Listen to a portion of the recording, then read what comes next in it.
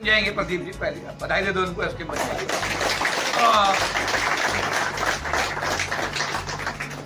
Question की नहीं, मैं एक पार्टी का राष्ट्रीय महासचिव था, और मैंने वहां देखा कि मेरा नाम केपी चौधरी से केपी जी कर दिया गया, क्योंकि पार्टी जाटों की थी। चौधरी तो जाटों का ही भाई ऐसा है कि शायद उनकी ठेकेदारी है कि वही चौधरी हो सकते हैं, तो मेरा नाम केपी चौधरी से केपी जी कर दिया गया। उसके बाद जब पार्टी के अंदर मैंने देखा कि यहाँ तो डॉक्टर अम्बेडकर का सम्मान नहीं, यहाँ तो एससी आयोग को हरिजन आयोग कहा जा रहा है, एससी पदाधिकारियों को किसी को केपी चौधरी के अलावा मंच पर नहीं बैठाया जाता और उन्हें बोलने का मौका नहीं दिया जाता, और उनके साथ में जाति का आधार पर बदतमीजी होती है। तो सारा विषय हमने पार्टी अध्यक्ष के लिखित में संज्ञान में हम लाए अपने सिग्नेचर में। पार्टी अध्यक्ष ने कहा, चौधरी जी राजनीति में सब चलता है। हमने कहा तुम्हारे यहाँ चलता होगा, मेरे यहाँ नहीं चलता। जहाँ मेरे बाबा साहब का सम्मान नहीं, मेरे समाज का सम्मान नहीं, ऐसी पार्टी में एक सेकंड देना पसंद नहीं करूंगा, और मैंने लिखित में त्याग कर दिया। बाबा साहब का आशीर्वाद हुआ, तुरंत जो हमारे रामविलास पासवान जी, जब नाम आता है काशीराम जी का, जब नाम आता है मायावती जी का, तो एक नाम का रामविलास पासवान का भी हमारे समाज में आता है, और सम्मानजनक तरीके से नाम आता है कि उन्होंने भी लोकसभा के पटल पर हमेशा अपने समाज की आवाज को पूरी मजबूती के साथ उठाया। उनके पुत्र इस समय चिराग पासवान भारत की सरकार में कैबिनेट मंत्री हैं, फूड प्रोसेसिंग मिनिस्टर हैं, उस पार्टी के 5 लोकसभा सांसद हैं, 19 एमएलए उनके बिहार विधानसभा में हैं, 2 कैबिनेट मंत्री बिहार सरकार में हैं, एससी आयोग का चेयरमैन बिहार सरकार का उस पार्टी का है, 4 एमएलए उनके वेस्ट बंगाल में हैं, 2 एमएलए उनके उड़ीसा में हैं, और झारखंड में 2 एमएलए हैं। तो पूरे पहले समझिएगा कि बिहार की साइड में उस पार्टी का अच्छा खासा अपना एक में। तो ये हुआ कि अपने समाज की पार्टी में, अपने समाज की पार्टी सबसे बड़ी, और जो हमारी चॉइस की पार्टी है, हम सब जानते हैं कि हम बहुजन समाज पार्टी को विश्वास करते हैं सारे लोग। लेकिन बहुजन समाज पार्टी के जो हालात हैं, वो हालात इस समय जो मैंने नोट किया है कि एक आदमी, एक डंडा ले रखा किसी आदमी ने, उसने एक बात कह रखी है कि बहन जी बैठी रहना, खड़ी मत हो जाना। बहन जी बैठी रहना, खड़ी मत हो जाना, अगर खड़ी हो जाओगी तो देखो फिर दिक्कत हो जाएगी। और एक से कह रखा है कि तुझे टाइप 8 बंगला दे दिया, तुझे 2000 वोट नहीं मिली एमएलए की, तुझे हमने लोकसभा का सांसद बना दिया, तेरे को Y+ सिक्योरिटी दे दी। अगर तूने उछल कूद में कमी करी तो डंडा सामने, जितना कूदता कूद, समाज को बांट, दोस्तों बांट, तोड़ समाज को। बात को समझ में आई नहीं? एक आदमी को काम दे रखा है उछल कूद कर, सरकार को उल्टा सीधा बोल, समाज को दोस्तों में तोड़, और एक को कह रखा है कि भाई आप बैठ ही रहना, बस आप देखो आप बैठ ही रहो, हम आपको कुछ कह थोड़े रहे। हमने अरविंद केजरीवाल को जेल भेज दिया, भेज दिया। हमने उसकी सरकार के 5-5 लोगों को जेल भेज दिया, तब भेज दिया जबकि उनके खिलाफ कोई मसला नहीं था। क्यों जी? तो सरकार के हाथ तो बड़े लंबे हैं। तो एक जगह कहा जा रहा है कि चुप बैठे रहो आराम से, और एक से कहा जा रहा है उछल कूद करो, जिससे शेड्यूल कास्ट उत्तर प्रदेश का 2 हिस्सों में बट जाए। इसमें नुकसान किसका होगा? अब 2 बातें आ रही। अभी बात आ रही थी, हमारे साथी कह रहे थे एससी आयोग के चेयरमैन के पास हम सब लोग जाते हैं, वो बीजेपी का आदमी है। जाते नहीं जाते? अरे जाते नहीं जाते? वो बीजेपी का आदमी है, पार्लियामेंट्री कमेटी का चेयरमैन है, उसके पास भी सबको जाना पड़ता है। वो कौन सी पार्टी का है? वो भी बीजेपी का। तो हमारी तो मजबूरी है कि जो आदमी संवैधानिक पद पर बैठा हुआ है और हमें रोज उससे काम लेना है, चाहे वो बीजेपी का चाहे कांग्रेस का हो। पहले, इससे पहले PL पुनिया साहब वो कांग्रेस के थे, हमें उनके पास जाना पड़ता था। ये बात सही है गलत है? हमारी बहन 3 बार सरकार बनाई, तीनों बार बीजेपी के समर्थन से सरकार बनी, ये बात सही है। 4थी बार इंडिपेंडेंट सरकार बनी, पर 3 बार तो हमने बीजेपी की मदद से उत्तर प्रदेश में सरकार बनाई, ये बात सही है। तो इन सब परिस्थितियों को ध्यान में रख करके पूरे महासंघ के सारे नेताओं ने बैठकर निर्णय लिया कि चिराग पासवान जी की पार्टी में अगर आपको बुलाया जा रहा है तो आपको पार्टी ज्वाइन करनी चाहिए। मुझे बताते बड़ी खुशी है कि प्रस्ताव पास हुआ, और पास होने के बाद चिराग पासवान जी ने हमको राष्ट्रीय महासचिव अनुसूचित जाति जनजाति मामलों का, ओबीसी मामलों का प्रभारी का प्रभार बनाया। हमें राष्ट्रीय प्रवक्ता की उन्होंने जिम्मेदारी दी है, और इसके साथ साथ हमको उन्होंने अब तक 4 स्टेट का प्रभार दिया है, जिसमें पंजाब है, उत्तर प्रदेश है, राजस्थान और मध्य प्रदेश है। तो ये सारी चीजें जो है, अब हमारी और आपकी मुलाकात राष्ट्रीय लोक जनशक्ति पार्टी के राष्ट्रीय प्रवक्ता के रूप में भी टेलीविजन पर, क्योंकि जो पैनल तैयार किया गया है उस पैनल में हमारा नाम भी सभी प्रेस को भी दिया गया है, जो मेन स्ट्रीम मीडिया है। तो हमारी मुलाकात अब मैं टेलीविजन के माध्यम से भी हुआ करेगी, क्योंकि हमने देखा पहली पार्टी वहां, तो मैं कह सकता हूं बहुत जिम्मेदारी के साथ शेड्यूल कास्ट शेड्यूल ट्राइब का उस पार्टी में कोई लेना देना नहीं, कोई उनका कोई महत्व नहीं, कोई उनका स्थान नहीं। तो मैंने देखा कि यार राष्ट्रीय महासचिव ऐसी पार्टी में रह करके अगर रहें तो भी ना रहें तो भी उसका कोई मतलब नहीं है, अगर समाज का कोई काम ना हो। तो आज ये तय हुआ कि लोक जनशक्ति पार्टी का उत्तर प्रदेश में भी जितने सेवानिवृत्त लोग हैं, जो लोग इच्छा रखते हैं, जिनको कहीं मौका नहीं मिल रहा है, क्योंकि बहुत सारे लोग तो समाजवादी पार्टी में काम कर रहे हैं, बहुत सारे लोग जो है इधर काम कर रहे हैं, बहुत सारे बहुजन समाज पार्टी के साथ काम कर रहे हैं, बहुत सारे आजाद समाज पार्टी के साथ काम कर रहे हैं, तो लोग अपने अपने तरीके से कर रहे हैं। तो ऐसी सिचुएशन में आज आपका राष्ट्रीय प्रधान महासचिव लोक जनशक्ति पार्टी का राष्ट्रीय महासचिव है, उत्तर प्रदेश का प्रभार उसके हाथ में है। उत्तर प्रदेश के जितने साथी सेवानिवृत्त हो गए हैं, जो लोग चाहते हैं कि वो काम करें, मैं उनको न्योता भी देता हूं, उनको जगह भी दूंगा, उनको स्थान भी दूंगा, पद भी दूंगा, जिससे कि उत्तर प्रदेश के अंदर एक माहौल ऐसा पैदा हो। और अगर बीजेपी के गठबंधन से कुछ सीटें लोक जनशक्ति पार्टी को मिलेंगी तो हो सकता है हमारे कुछ साथी उसमें एमएलए का चुनाव भी लड़ने में, ना केवल लड़ने में, जब सत्तारूढ़ दल के साथ रहेंगे तो जो सीटें मिलेंगी उनमें जीतना भी तय है। जहां जहां भी देखा गया कि जो लोग मिलजुल कर लड़े हैं, लड़ने में क्या है कि ज्यादातर लोग जीत ही जाते हैं। तो ऐसा है, आने वाले दिनों में बहुत सारी चीजों में परिवर्तन होगा। लेकिन मेरा निवेदन यह था आप लोगों से कि देखिए, हम लोग LIC परिवार के लोग हैं। मैंने कभी सोचा नहीं था कि मैं वेरे में पैदा हुआ, बुलंदशहर के गांव में, और मुझे जो ये यात्रा मेरी 40 साल के आसपास की यात्रा है, 40 साल की यात्रा में देख रहा था कि मेरा तो सुरेश भी रिटायर हो गया, कुंदन भी रिटायर हो गया, शिव सिंह भी रिटायर हो गया, सारे ड्राइवर भी हैं, सारे रिटायर हो गए। जितने पुराने साथी हैं, जो लोग आज से 30 साल पहले जिनके बाल सबके काले हुआ करते थे, सबके बाल भी सफेद हो गए। ये बात से गलत है। तो ये लंबी यात्रा है। इस लंबी यात्रा में इतने बड़े संगठन को चलाना, इतने सारे लोगों को साथ लेकर चलना, ये भी एक बहुत बड़ा चुनौती और चैलेंज है, क्योंकि लोग बिखर जाते हैं। मैं अभी एक साथी से मजाक कर रहा था, सोशल मीडिया में बड़े आप एक्टिव रहते हो, मैंने कहा अच्छी बात है, लिखा करो जिससे समाज जुड़े, क्योंकि अगर आपके लिखने से समाज में टूटन होती है तो आपको नुकसान होगा, सबको नुकसान होगा।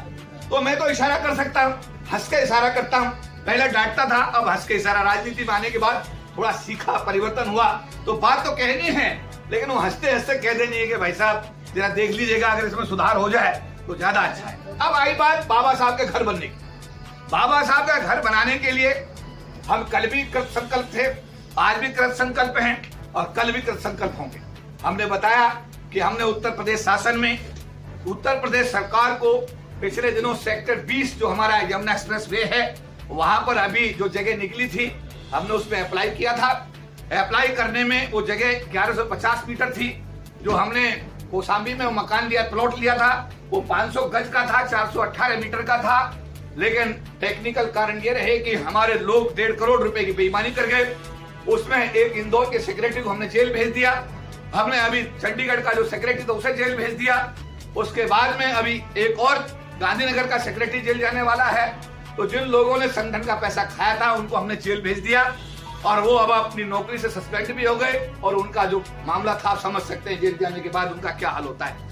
तो 1.5 करोड़ रुपए की बेईमानी होने के कारण, पैसे का इंतजाम 5 करोड़ 65 लाख ना होने के कारण हम उस प्लॉट की रजिस्ट्री कराने में कामयाब नहीं हुए।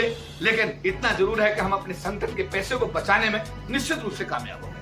इसके साथ साथ हमने मेरे विकल्प देखा सरकार का, तो उत्तर प्रदेश सरकार ने जगह निकाली है, प्लॉट निकाले हैं, तो हमने उस प्लॉट को अप्लाई किया है।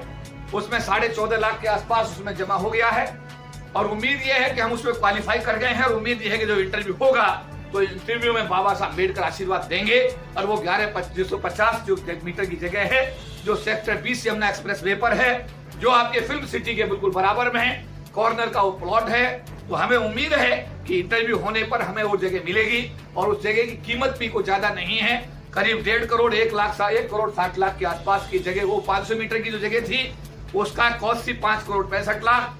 ये 1150 मीटर की जगह है, इसकी कॉस्ट बैठेगी 1.5 करोड़ या 1 करोड़ 55 लाख के आसपास। तो ऐसा है कि जल्दी हमें उम्मीद है कि ये जमीन हमारे संगठन के नाम पर रजिस्टर्ड हो जाएगी, और जैसे ही रजिस्टर्ड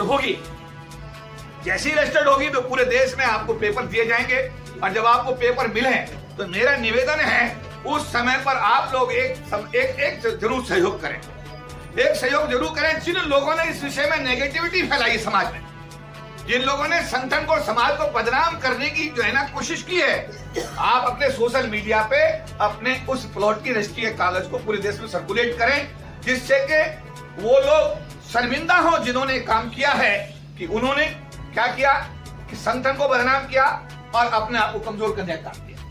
अब जब ये रजिस्ट्री हो जाएगी आपके नाम पर, तो उसके बाद में एक माइलस्टोन बनेगा।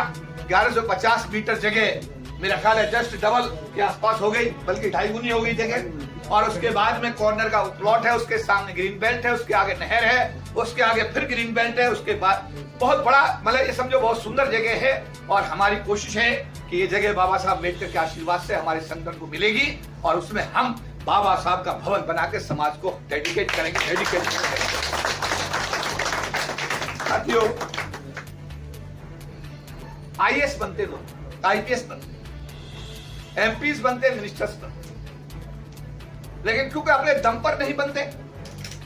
कोई भी एमपी 131 में आपके रिजर्वेशन की आवाज उठा रहा है, कह रहा है कि 40 लाख लोगों में 30 लाख लोग रिटायर हो गए, अब रह गए केवल कितने, 10 लाख। कोई आवाज उठा रहा है? हमारे जैसे लोग तो आवाज उठा रहे हैं, लेकिन क्या लोकसभा के 131 सांसद आवाज उठा रहे हैं? मेरे ख्याल जवाब क्या है, उसका जवाब क्या है? नहीं। जवाब क्या है? नहीं। कोई आईएएस और आईपीएस, कोई भी आईएएस और आईपीएस क्या आपसे मिलने में रुचि रखता है? क्या आपकी समस्या को सुनता है? क्या उसका समाधान करता है?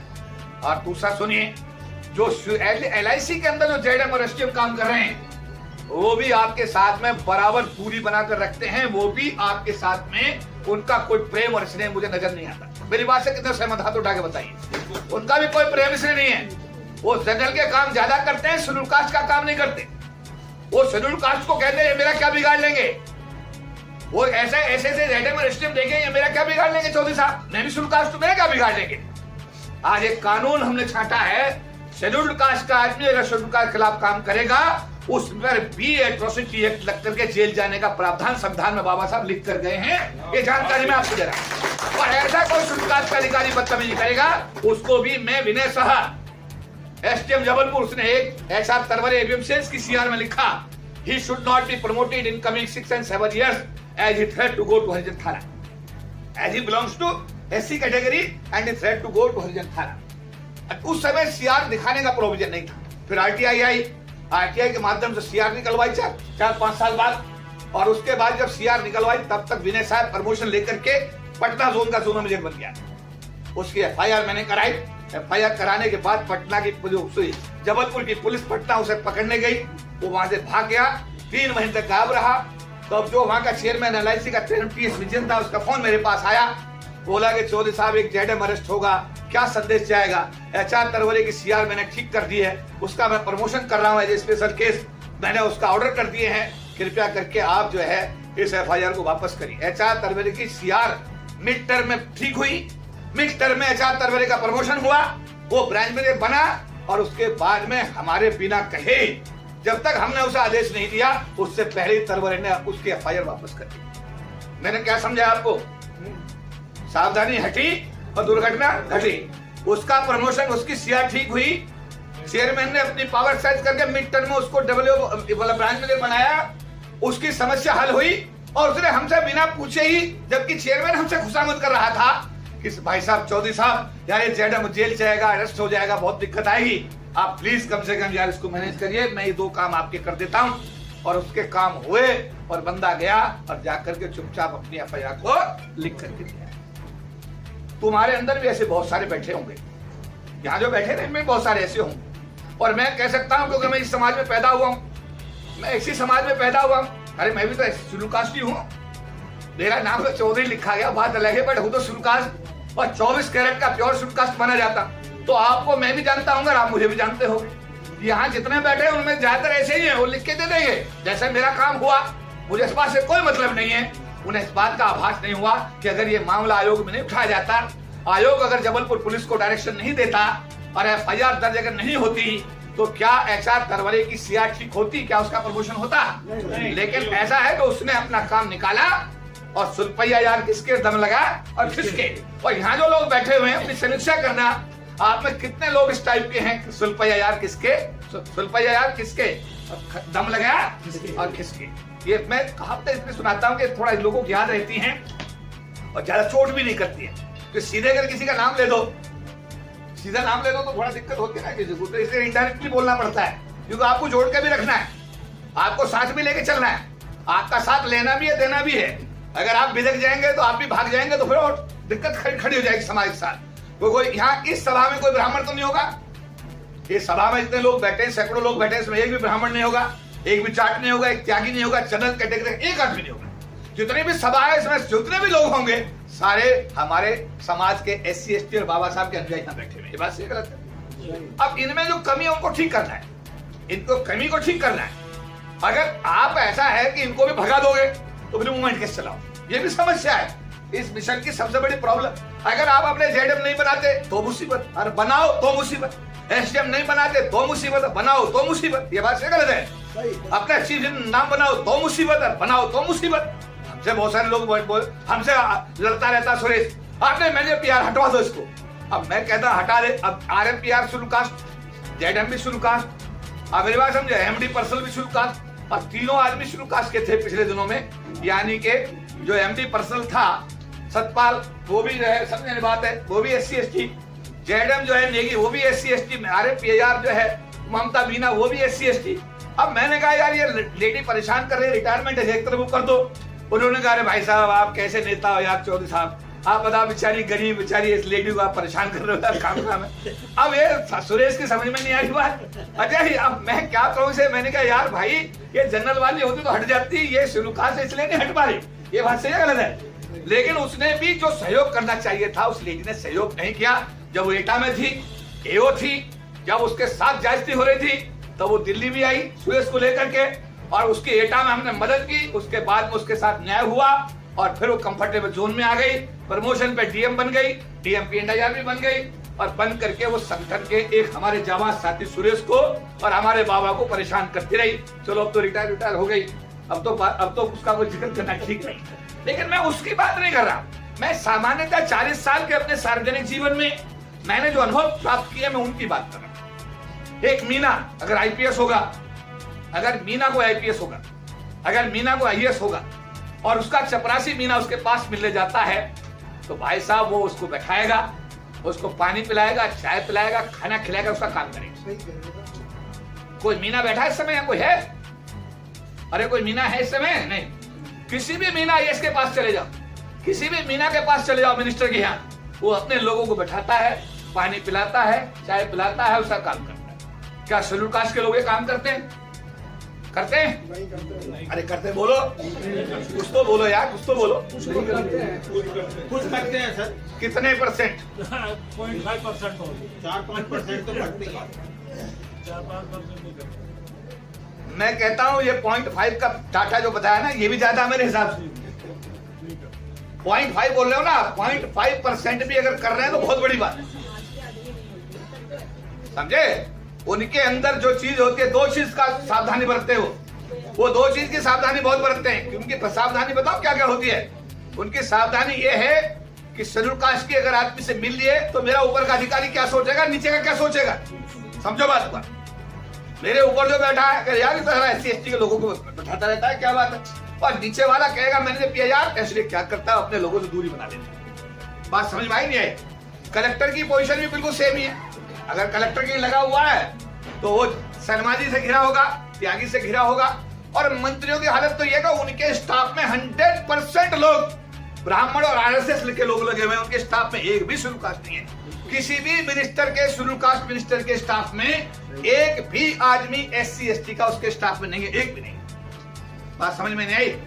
और पता लगा ये दुबे जी हैं, ये चौबे जी हैं। पार्लियामेंट्री कमेटी के चेयरमैन साहब का नाम है फग्गन सिंह कुलस्ते। उनके यहाँ जो स्टाफ में लोग हैं वो 100% सारे के सारे एक ही जाति के हैं, तिवारी और दुबे। समझ में आई बात नहीं आई? एक जोन में एक ZM काम करता है, 2 करते हैं। अरे जोन में 2 ZM होते हैं, 1 होता है। लेकिन अगर एक जोन में 2-2 ZM लग जाए तो कैसा होता है? और जनरल कैटेगरी के जेडएम की पावर सारी छीन करके शेड्यूल कास्ट के जेडएम को दे दी जाए तो कैसा लगेगा? दिल्ली के अंदर एक अनूप कुमार नाम के जूनियर मेजर थे, हेमंत भार्गव जो करंट इंचार्ज थे, उनकी आंखों के तारे थे, और उसके बावजूद भी दिनेश भगत जो शेड्यूल कास्ट कैटेगरी के जेडएम थे, उनको विशेष मामले के तहत कोलकाता से ट्रांसफर कराया गया। दिल्ली के अंदर उनको एडिशनल जोन मेजर की जिम्मेदारी दिलाई गई और सारे काम जो जेडएम इंचार्ज के थे वो दिनेश भगत एडिशनल जोन मेजर को दिला दिए गए। अनूप कुमार ने हमसे पूछा कि मैं एसडीएम लखनऊ था, आपने जो भी मुझे आदेश किया चौधरी जी, मैंने कभी आपको जो कहा मैंने किया, मेरे से कहां गलती हो गई कि आपने मुझे जेडएम इंचार्ज होते हुए मेरी ये पोजीशन कर दी कि मुझे कोई एसडीएम नमस्ते नहीं करता, मुझे कोई एसडीएम रिपोर्ट नहीं करता, और जो आपने अपने समाज के अधिकारी को बिठाया है सारे एसडीएम वहीं जाते हैं, वहीं बात करते हैं, तो मेरा तो अब ये अप्रैल के बाद दिसंबर तक टाइम काटना मुश्किल हो गया। एक जोन में कितने चीफ इंजीनियर होते हैं? एक। और अगर किसी जोन में 2 चीफ इंजीनियर लग जाए तो कैसा लगेगा? दिल्ली जोन में 2 चीफ इंजीनियर सुमन और Ashok Kumar, 2 chief engineer schedule caste category के लगा दिए गए। जैसा अभी बताया शैलेंद्र जी ने 8 में 4 जेडएम, आज भी आपके इंडिया में 8 में 3 जेडएम इंचार्ज काम कर रहे हैं। कानपुर का जेडएम SC/ST, कलकत्ते का जेडएम SC/ST, भोपाल का जेडएम SC/ST। और भोपाल का जो जेडएम है वो तो आपके संगठन का पदाधिकारी भी है, आज से नहीं है 25 साल से पदाधिकारी। जब वो LIC में डबल आया था, डबल बनने के बाद में वो आज तक आपके संगठन का पदाधिकारी है। और 2013 का तालकटोरा स्टेडियम में जो कॉन्फ्रेंस हुआ था, कौन कौन लोग गए थे उसमें हाथ उठाइए। आपने धर्मपाल को, राजेश कुमार को और LC पीपल को मंच का संचालन करते हुए देखा था, हाथ उठाइए। बात सही है गलत है? सही है।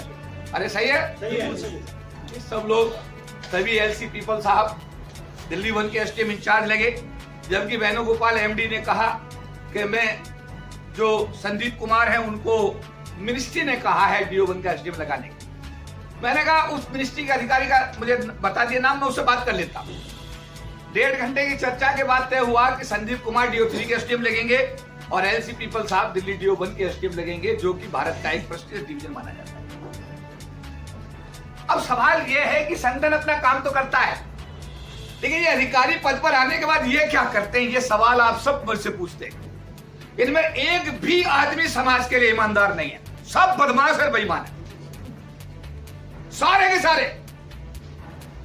जैसे दिनेश भगत को सारे रूल तोड़ करके एक जेडएम इंचार्ज होने के बावजूद दिल्ली का सारा ताज उसको दे दिया गया। उस आदमी ने आपके समाज के 80 लोगों को चार्जशीट किया। कितने लोग किया? 80 लोगों को चार्जशीट। और उसके बाद क्या हुआ?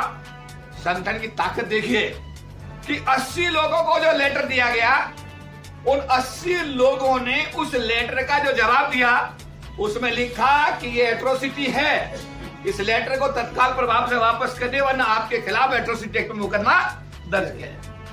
वो लेटर 3 साल में कहां चला गया पता नहीं लगा, लेटर हवा उड़ गया। लेकिन एसडीएम जो था दिल्ली DO3 का जॉली, वो एसडीएम से हटाया गया, उसको जेटीसी लगाया गया, उसे चार्जशीट की गई, अभी रिटायर हुआ, उसके बेनिफिट आज तक उसे नहीं मिले। बात समझ आई? जितने भी सीनियर बन रहे हैं, जनरल कैटेगरी का त्यागी भाग गया, वो मेजर पीआर भी भाग गई, क्योंकि उनको आपसे कोई लगाव नहीं है जी। ये आपका भ्रम है कि मेरे एसडीएम से बहुत बढ़िया संबंध है।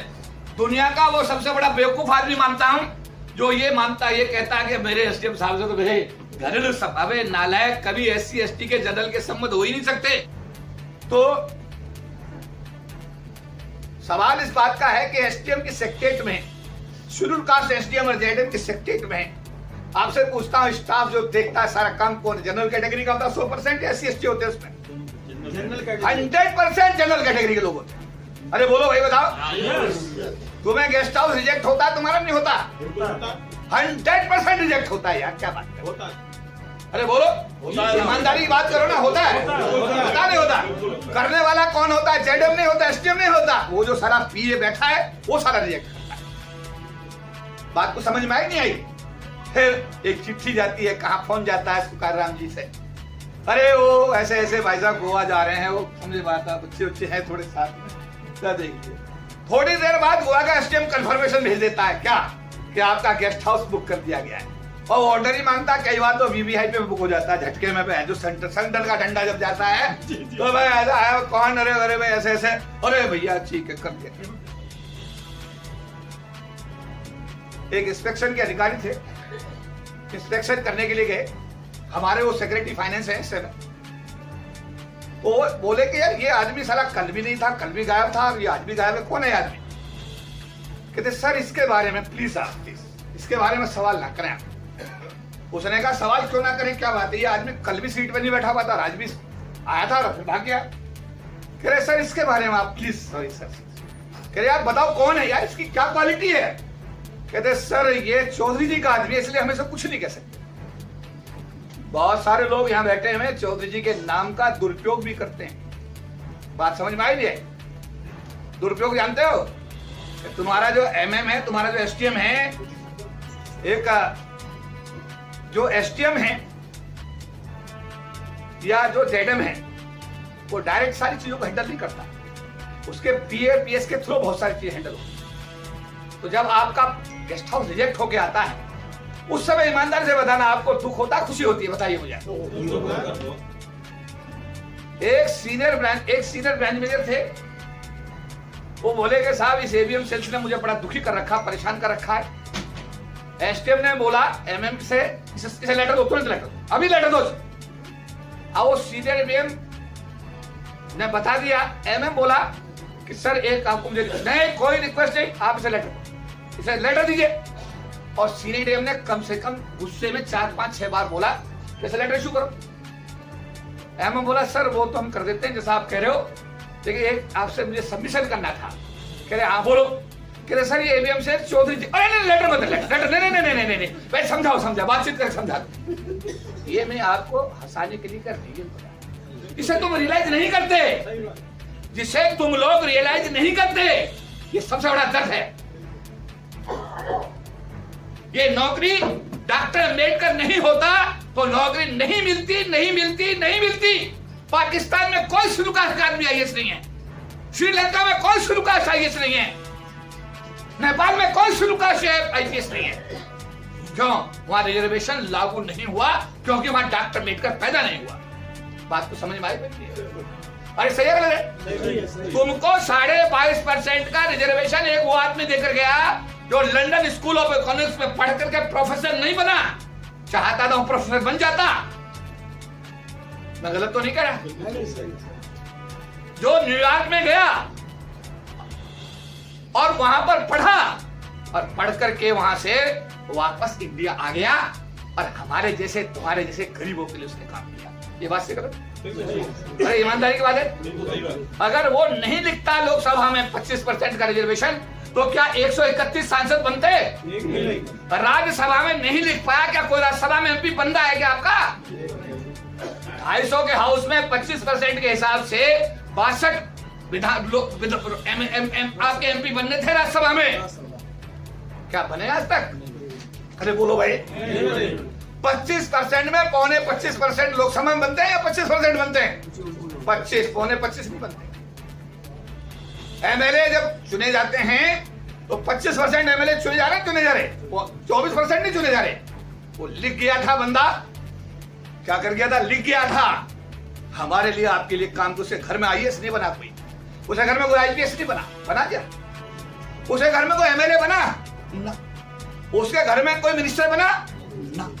सही है गलत है? लेकिन उसने देश के हमारे जैसे आप जैसे गरीबों के लिए काम करके कितने एमएलए बना दिए, कितने एमपी बना दिए, कितने आईएएस बना दिए, कितने आईपीएस बना दिए। क्या ये निकम्मे आईएएस, क्या निकम्मे आईपीएस, ये निकम्मे एमपी, ये निकम्मे एमएलए क्या बाबा साहब के मिशन को सींचने का काम कर रहे हैं? मैं आपसे पूछना चाहता हूं, बताइए। अरे बोलो भाई, क्या कर रहे हैं? इन निकम्मों ने अपना घर भरा, अपने बच्चे विदेश भेज दिए, अपने कारोबार बना लिए, हजार मीटर कोठियां बना ली कि समाज के लिए कोई कहीं 100 लोगों के बैठने की जगह क्या पूरे देश में किसी ने बनाई क्या? लेकिन आपके संगठन ने सरकार की जगह छीनी, सरकार से जगह ली। भारत की राजधानी और राजधानी का दिल क्या, कनॉट प्लेस, और कनॉट प्लेस के अंदर 4000 स्क्वायर फीट की जगह सरकार से लेकर के उसको कंप्लीट आधुनिक जो सुविधाएं उनसे बिल्कुल लैस करा करके, एक कंडीशन लगा करके, आपकी मशीनें सारी लगा करके, प्रोजेक्टर लगा करके, उसे वर्ल्ड क्लास एम्यूनिटीज के साथ सजा करके समाज को फ्री ऑफ कॉस्ट दे दी कि आप यहाँ बैठो, मीटिंग करो। 150 लोगों का हॉल डॉक्टर अम्बेडकर मेमोरियल, 100 लोगों का हॉल सत्य Ramdas memorial hall, committee room, 3 hall आपको कनॉट प्लेस में दे दिए गए कि आओ बैठो और एयर कंडीशन में बैठ के अपने समाज की बात करो। ये बात सही गलत? बड़ा दुख होता है जब कोई एक कार्यकर्ता सोशल मीडिया पे लिखता है क्या हुआ अम्बेडकर भवन का, ला मुझे पैसे दे दे, 3 करोड़ है खाते में, 2 करोड़ 65 लाख चाहिए मुझे, आज दे दे, जो भी दे सकता है अभी लिखवा दूंगा, रजिस्ट्री करा दूंगा। 3 करोड़ खाते में है, 2 करोड़ 65 लाख शॉर्ट है। अरे लिखते समय ये भी देखो कि किसी आदमी के दिल पर क्या गुजरेगी, वो भी आदमी है ना। और 40 साल के कैरियर में आपके सामने सारी चीजें प्रूव करके दिखाई, एक चीज दिखाया। उसके बाद भी आप लोगों को जब सोशल मीडिया पे आप संगठन के खिलाफ और समाज के खिलाफ लिखते हो तो आपको शर्म नहीं आती क्या? क्या किया तुमने इंडिविजुअल, बताइए मुझे। मैं वो आदमी हूं कि आप 2 अप्रैल 2018 को बीजेपी के लोकसभा सांसद को मंच से भगा देते। चलो भाई, समाज की आवाज उठाई तुमने, नहीं उठाई, चल भाग। उठाया, भगाया नहीं भगाया? अरे पार्लियामेंट स्टेट भगाया नहीं भगाया? भारत के तत्कालीन स्वास्थ्य मंत्री, उसने बोला इस तरह बढ़िया प्रधानमंत्री आज तक नहीं हुआ। अम्बेडकर भवन में 10,000 जूते पड़े, उस पर सरकार पुलिस ने उसे बड़ी मुश्किल से बचा करके, घेरा बना करके एक सेंटेंस बोला था खाली। आज तक भारत में इतना बढ़िया प्रधानमंत्री नहीं आया, इसके बाद वो बोल ही नहीं पाया। और जितने जूते थे लोगों ने सब डाल दिए। ये रिकॉर्डेड वीडियोस हैं भाई मेरे, जो हमारे हिस्से में आई है। LIC के चेयरमैन ने हमसे पूछा आपके खिलाफ PMO से शिकायत आई है। हमने क्या शिकायत है कि आपने इस तरीके से लोकसभा के MP को मंच से उतार दिया, नीचे उसकी पिटाई हो गई। तो हमने कहा तो बताइए आपको क्या करना है, करिए आप। कह रहे आप सजेस्ट करो। तो मैंने कहा आप LIC के चेयरमैन है, किसके चेयरमैन है? सर मैं LIC का चेयरमैन हूँ। ये घटना कहाँ घट रही है? LIC के प्रीमियस में घट रही है, बाहर घट रही है? कह रहे बाहर घट रही है। तो आप वहां के जहाँ घटना घटी वहां चेयरमैन वहां के? नहीं जी। तो मैंने जवाब भेज दो, घटना LIC को पर्टेन नहीं करती, मुझे इसमें क्या करना है? पुलिस कहे जो करे, LIC में क्या करेगा? आप समझ पाई बात? बिल्कुल। तो भैया वो मामला सब बंद हो गया, बंद होना ही था। मेरा कहने का मतलब आप लोगों से ये है कि देखो भैया, सवाल अब इस बात का है कि ये संगठन को मजबूत करोगे तो तुम मजबूत हो जाओगे। आज देखो क्या ठुकाई पिटाई शुरू हो रही है, हो रही है। अरे पिटाई हो रही है, नहीं हो रही? पिटाई शुरू हो गई, नहीं हो गई? लड़कियों के साथ बलात्कार बढ़े घटे? अन्याय घटा बढ़ा? प्रदेश के अंदर एक भी शेड्यूल कास्ट का आदमी किसी भी जिले के अंदर किसी अच्छी पोस्टिंग में नहीं है इस समय। ये बात सही गलत है? अरे मैं गलत कह रहा हूं, सही कह रहा हूं? अरे सही गलत है? एक भी नहीं है ढंग की जगह।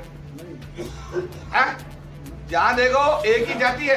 यहां भी देखो लक्ष्मी सिंह पुलिस कमिश्नर नोएडा, वो भी उसी बिरादरी की है। CO नोएडा, वो भी उसी बिरादरी का है। SP वो भी उसी का है। कलेक्टर वो भी उसी का, पूरा ताम तमुरा। तो भाई मेरे, अगर हमारे समाज की हालत कमजोर हो रही है तो क्या हमारी और आपकी भी कोई जिम्मेदारी बनती है क्या? मैं आपसे पूछता, हमारी और आपकी कोई जिम्मेदारी बनती है क्या? क्या एक आदमी एक चना भाड़ फोड़ लेगा? नहीं, चने चाहिए ना इकट्ठे, तभी तो बढ़ेगा।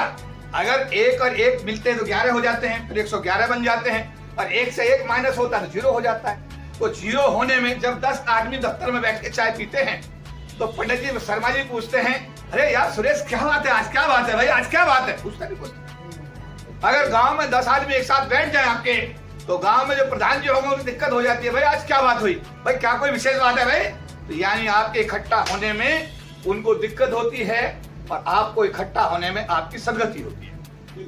तो अब आपको इकट्ठा रहना चाहिए, नहीं रहना चाहिए? 2 चीज आपके पास, 2 चीज आपके पास। क्या? एक तो बाबा साहब ने जो वेतन दिया, उस वेतन में से कुछ अंशदान अपने बाबा साहब के मूवमेंट को जरूर देता। क्या ये अगर नौकरी नहीं लगती तो क्या करते? अगर नौकरी नहीं लगती तो क्या करते? 15 मार्च की डेट याद है जिस दिन LIC का नोटिफिकेशन हुआ था, याद है? उस दिन GIC का नोटिफिकेशन नहीं हुआ, लेकिन काशीराम जी के जन्मदिन पर हमने एक जोर मारा सरकार से, और हम इस बात को क्लेम करते हैं तथ्यों के साथ कि हमने कहा कि सर कल इलेक्शन डिक्लेयर हुआ लोकसभा का, इसके बाद ये मामला पेंडिंग हो जाएगा, और LIC का इतना खूबसूरत वेज रिवीजन उस दिन हुआ जिस दिन लोकसभा का इलेक्शन अगले डिक्लेयर होने वाला है। GIC वाले नहीं करा पाए, तो क्या पिछले 2 साल में GIC का वेज रिवीजन हुआ? अरे हुआ क्या? नहीं हुआ। अरे बोलो हुआ क्या? नहीं हुआ। और आपका नोटिफिकेशन एक दिन डिले हो जाता, 15 मार्च की 16 मार्च में चला जाता, तो 16 मार्च को लोकसभा का इलेक्शन 2024 में डिक्लेयर हो गया था। ये बात सही है? अगर आपका भी नहीं होता तो आप भी उसी वेतन में काम करते नहीं करते? और जब आपका वेज रिवीजन हो गया तो आपकी तनख्वाहें कितनी बढ़ी भैया, बताना मेरे को। किसी की 10,000, किसी की 15,000, किसी की 20,000, किसी की 25,000। में गलत तो नहीं करा? आज तक LIC के इतिहास में इतना बढ़िया वेज रिवीजन हुआ क्या?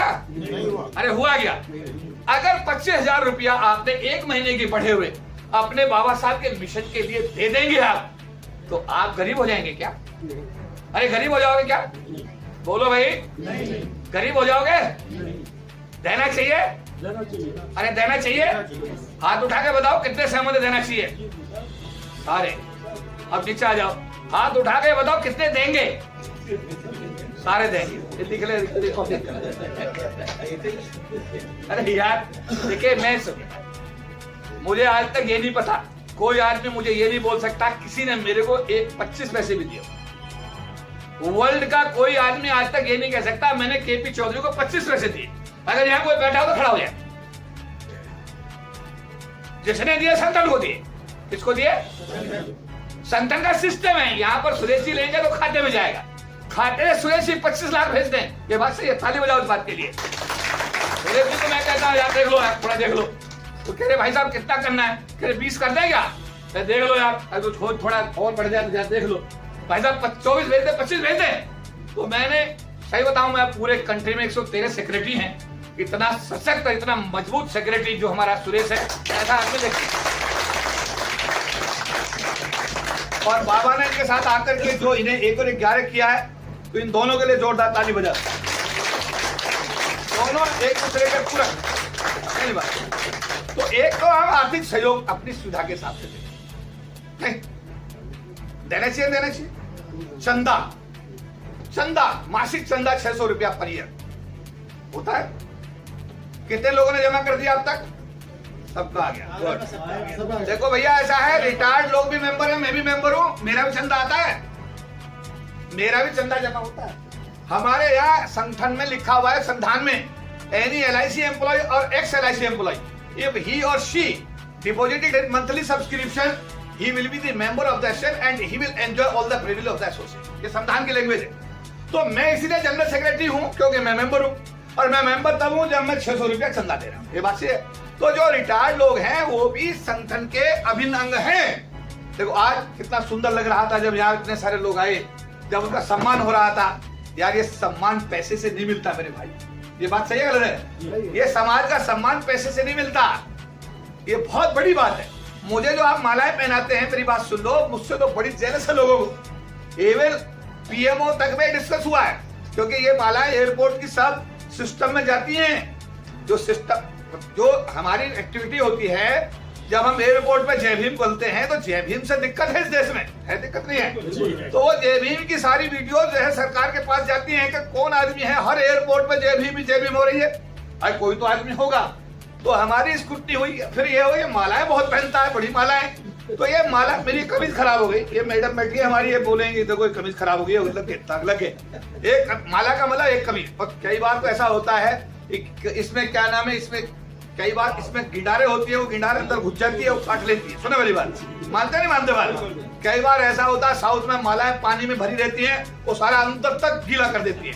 ये मैं हजार बता रहा, ये माला इसलिए जरूरी है, ये आपका संगठनात्मक जो आपकी शक्ति को प्रदर्शित करती है।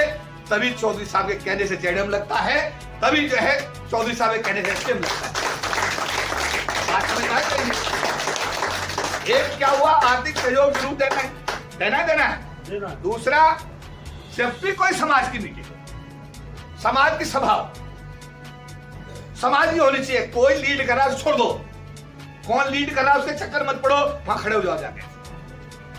मतलब उस समय दिखा दो देश के सिस्टम को कि यार ये तो प्रदीप जी ने मीटिंग बुलाई है, भाई इनकी मीटिंग में भी आज 500 आदमी आ गए, चौधरी जी की मीटिंग में भी 1000 आदमी आ गए, सुखाराम जी मीटिंग मीन्स कि आपको समाज की बैठक में हर हालत में जाना चाहिए। हाँ, ये देख लो कहीं ऐसा ना हो कोई चोर तुम्हारी ताकत बना करके और तुम्हें धोखा देकर, समाज को धोखा दे करके और अपना काम बना के भाग जाए, वो सावधानी जरूर रखिए।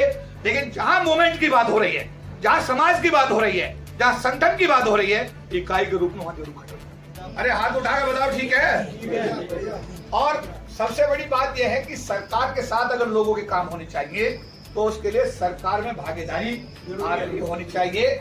और वर्तमान हालात जो बन रहे हैं, क्योंकि उधर तो क्लेम हो रहा है 2045 तक का, 2050 तक का क्लेम हो रहा है, तो अभी फिलहाल तो मामला यह है कि अगर ऐसा होता है तो फिर हमको अपने समाज को कहां गड्ढे में लेके कहां जाएं? समाज के लोग काम चाहते हैं, समाज के लोग रिलीफ चाहते हैं, समाज के लोग अपने साथ अन्याय से मुक्ति चाहते हैं, और उसके लिए फिर हमको पार्लियामेंट्री कमेटी के चेयरमैन के पास जाना पड़ेगा, कमीशन के चेयरमैन के पास जाना पड़ता है, और इत्तेफाक से वो भी उसी पार्टी से बिलोंग करते हैं जिस पार्टी से हमारा समाज कई बार परहेज रखता है।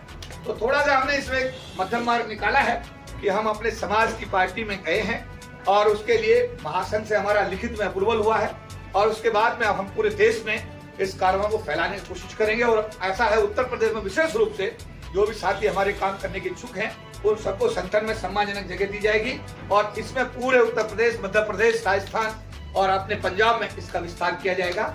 और एक कोशिश होगी कि 2027 का जो चुनाव होगा विधानसभा का, उसमें कुछ विधायक हमारे समाज से बने, लोग हमारे कहने से बने और हो सकता है कि 27 के विधानसभा चुनाव में कुछ लोग जीतेंगे, तो पार्टी को हो सकता है कि 1-2 मंत्री पद भी 2027 के विधानसभा चुनाव के बाद मिल जाए।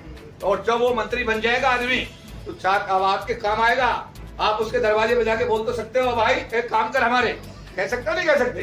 अरे कह सकते हो नहीं कह सकते? अब कहाँ क्या हो गया? अभी तो कोई अगर आज दिक्कत आए तो कहाँ जाएं? सवाल ये, कहाँ जाएं? अरे बोलो, सवाल है कहाँ जाएं, किसके पास जाएं? बोलो, अरे कोई है क्या? तो ये जगह बनाने की कोशिश की जा रही है। इस पावन कार्य में आप लोग तन मन धन से अपना सहयोग निस्वार्थ भाव से प्रदान करना। और मैं आपको दावत देता हूं, जो काम करने वाले लोग हैं वो काम करने के लिए आगे आइए। मैं आपको जिम्मेदारी दूंगा, संगठन मेरा अधिकार क्षेत्र है, मैं आपको अपॉइंट करूंगा, आपको जिम्मेदारी दूंगा, और सम्मानजनक जिम्मेदारी दूंगा, समझे बात ना? लेकिन आने वाले दिनों में कोशिश ये होनी चाहिए कि सत्ता में भागीदारी किस तरह हो, और समाज के साथ जो अत्याचार अन्याय हो रहे हैं उनमें किस तरीके हम रुकावट करने में कामयाब हो। तो आज की इस सभा में आने वाले दिनों में हमारी कोशिश होगी कि दिल्ली का जेडएम जो हो वो एक बार फिर अपने समाज का लग जाए, समझे नहीं बात? और कानपुर के जेडएम साहब जो है उनका भी समय पूरा हो रहा है, मुझे लगता है यहाँ भी एडिशन जोन मुझे लगेगा, है ना? और जहाँ जहाँ परिवर्तन हो रहे हैं, हमारी कोशिश होगी मार्च की क्वार्टरली मीटिंग जो हमारी अभी होगी उसमें आप सब लोगों को, जो आप उम्मीद करते हैं, जो आप लोग चाहते हैं, देखिए एक बात समझा कर अपनी बात समाप्त करना चाहता हूं। वालिक एक संगठन है और इसके पैरेलल एक संगठन और सिंधे ग्रुप का है। सिंधे ग्रुप का आगरा में क्या रूप है, गोरखपुर में क्या है, पूरे देश में क्या है, लेकिन वो सिर्फ इसलिए जिंदा है कि केपी चौधरी साहब का संगठन जो ताकतवर है, उस संगठन को बैलेंस बनाने के लिए उनको जिंदा रखा जाए। बात समझ में आई है? अब सवाल ये, केपी चौधरी साहब का जब क्लास 1 फेडरेशन खत्म हो गई, डेवलपमेंट अफसर फेडरेशन बिल्कुल खत्म कर दी गई, और जिस यूनियन की दादागिरी एआईए की चलती थी एलआईसी में, जिसकी बिना मर्जी के डिविजनल सेक्रेटरी की मर्जी के एसटीएफ को लिस्ट नहीं निकाल सकता था, एआईए यही है ना, वो भी बिल्कुल हाशिए पे चली गई। लेकिन आपका जो वालिद संगठन है उसका प्रभाव उसी तरीके से कायम है जिस तरीके से होना चाहिए। अब उसको कैसे खत्म किया जाए, उस खत्म करने के सारी ट्रेड यूनियन एक साथ, शिंदे का ग्रुप भी एक साथ, हमारे बीच में भी नासमझ और गद्दार पैदा होते रहे वो भी उधर एक साथ, बहुत सारे लोग हैं ना जो गद्दारी करते रहते हैं, ऐसे भी लोग हैं। और इतने सारे सिस्टम को, सारा मैनेजमेंट, सारी ट्रेड यूनियन, शिंदे ग्रुप, शासन, हमारे बीच में इतने सारे लोगों का मैनेजमेंट करना, आप सामान्य बात मानते हैं क्या? ये सामान्य बात है। और उसके बाद में भी रिजल्ट आपके पक्ष में लाना। कई बार तो स्थिति ये होती है जी कि लास्ट ओवर की लास्ट बॉल, लास्ट ओवर की लास्ट बॉल, लास्ट ओवर की, क्रिकेट तो जानते हो यार, लास्ट ओवर की लास्ट बॉल।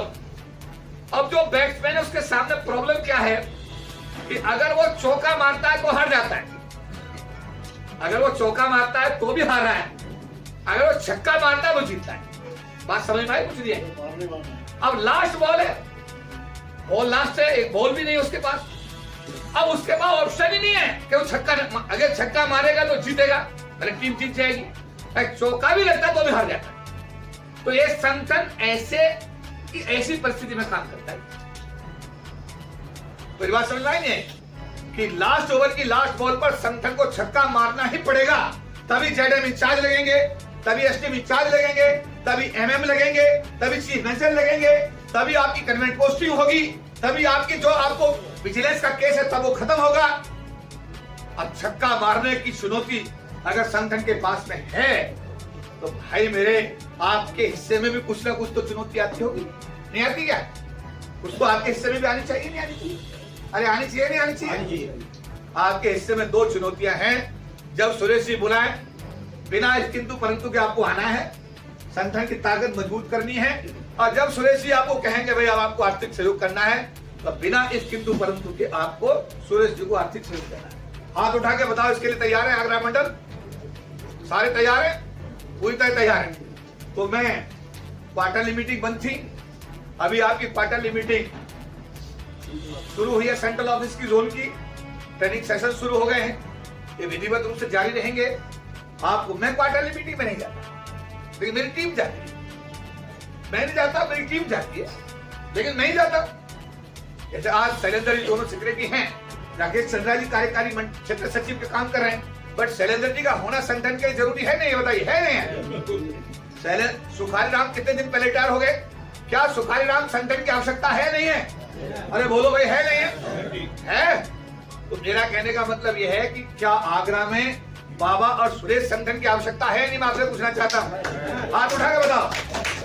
है तो इनके साथ में आदमी दे दो, इनके साथ आदमी लगा दो, सुनो मेरी बात, जो इनके हिसाब से काम करते रहे, इनके हिसाब से इनको सपोर्ट करते रहे, बट इनका संगठन में रहना बेहद जरूरी है। हाथ उठा के बता दो, ये बात सही गलत है?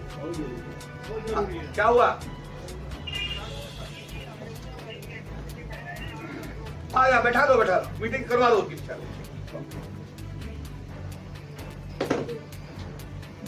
बात समझ में आई नहीं आई?